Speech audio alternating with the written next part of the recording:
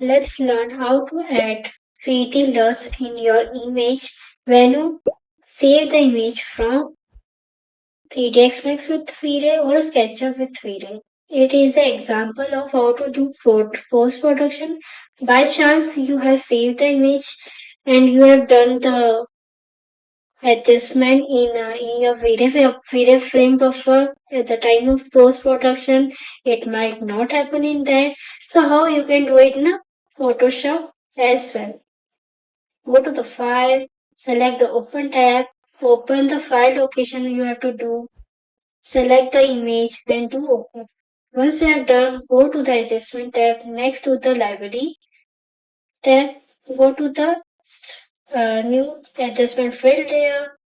Select Draw 3D Plus, open that, click on that. Basically, go to the file location. I will provide the file as well. Select one of it and do load.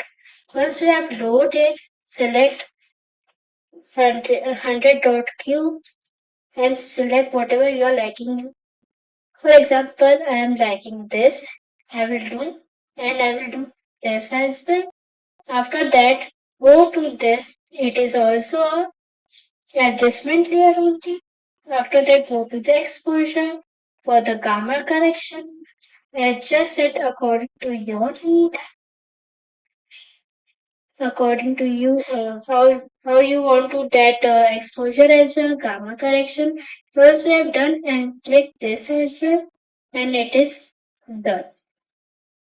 We will do one more. Go to the file, open, select the image and open. Okay, go to the new adjustment layer, new color lookup adjustment layer. Click on the load option, select the LUT file you want to import in that. After that, click on the new on this option. This is also to add a adjustment layer. Click on exposure, do the gamma correction in that little bit. Exposure as well, according to your image, according to your need. And once done, click on this. And yes, you have done with the two different images.